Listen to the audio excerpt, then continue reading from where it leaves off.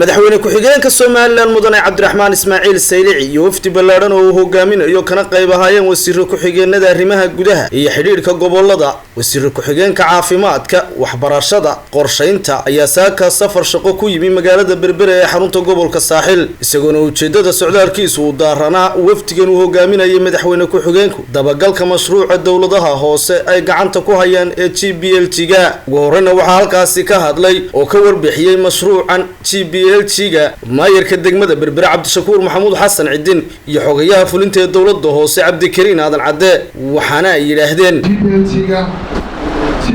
marka hore ma aha diplomat waa system weyn waa in systemka iyo nidaamka aad ku sareysato dhaqaalaha aad haysato oo aad ku shaqeyso marka madaxweyne bixiyeen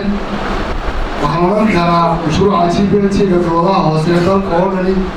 waxay ka faa'iideen ugu muhiimsan waa systemka weyn barsan ay mar walba dawladdu leedahay dadka kala macallin lacagta ku baxaysa haddana lacagtaasna mar walba 17%, 5% ay leedahay dawladda hoose iyo 12% ay leedahay dawladda ayaa mar walba ku jira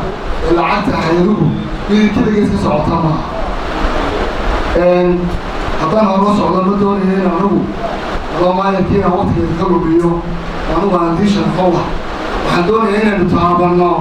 mudane madaxaynu bixiyeen waxaan doonayaa inaynu taabanno waynu aragno waxa isbedelay waxa sharaf loo ah mudane madaxweyne inaanu halkan kuugu sheegno warbixin adiga ku faxalgelinaysa qaranka faxalgelinaysa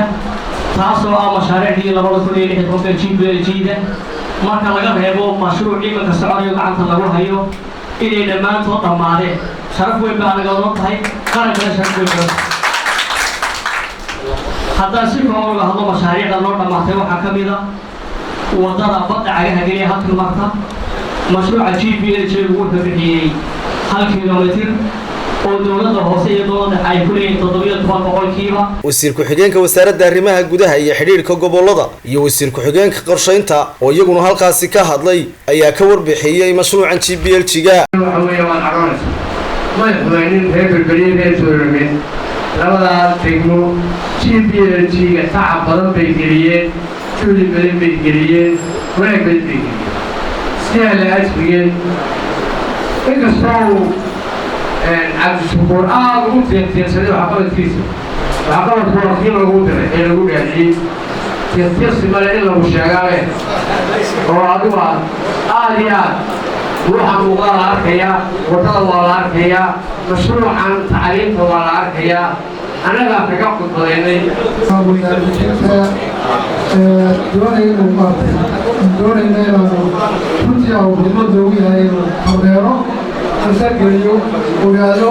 hagu makeedaya maxaanta labaad waxaan jeedinayaa walaalka Cabdishakuur oo aan isleehay wuxuu ka yahay maayarada wuxuu ka yahay saamol aad u sarreeya waa ina dalkoo dhan waayo qaamadaadijinta inta loogu talagalay way xadidgay uu ka badsaday u lalaabay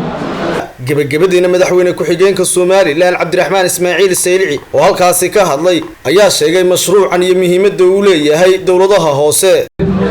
waxaanu samaysanay qaamadaadijin inagoo aynu samaysanay inoo samaynin oo ku fadhiya duruufeena ku fadhiya qaamadaadijintaas waxaa loo jeedaa in adeegyadii asaasiga ahaa ay hantaan ama loo dhaadhiciyo dawladaha hoose kollayta awoodooda ila wareegi karaan iminka 8 degmo ayuu ka socdaa qaamadaadijintu waxaa lagu bilaabay tijaabada 3 degmo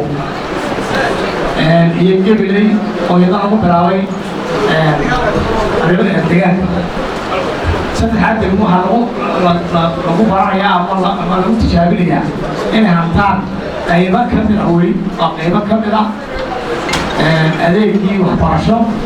iyo adeegii caafimaad sababtoo waxa